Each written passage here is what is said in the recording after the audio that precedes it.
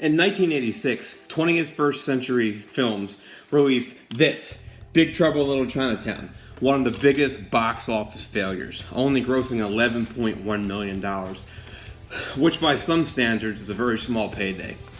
But like I said, I'm Mandy Fraker. As I said in the last few videos, I want to talk to you a little bit today about Big Trouble in Little China.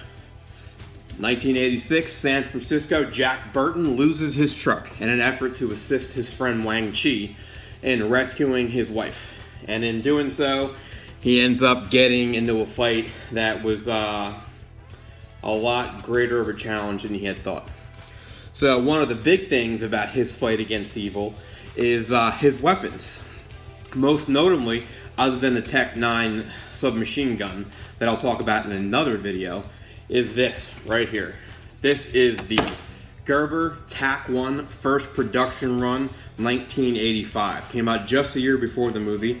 Now this knife is really cool, man. It is nothing more than really a boot knife. Cost me $180 on eBay.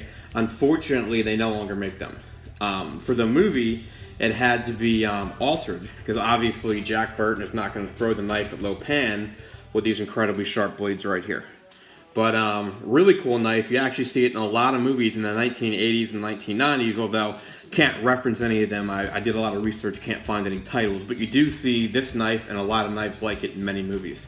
Now this knife was designed by Walter Wells Blackie Collins. He has made knives for Smith & Wesson, he has made knives for Gerber, and a lot of other places. And he is known to be one of the most innovative knife makers of our times, or of the century anyway. He is credited with designing things like the automatic knife. This is a Microtech, very cool, also illegal in the state I'm currently in.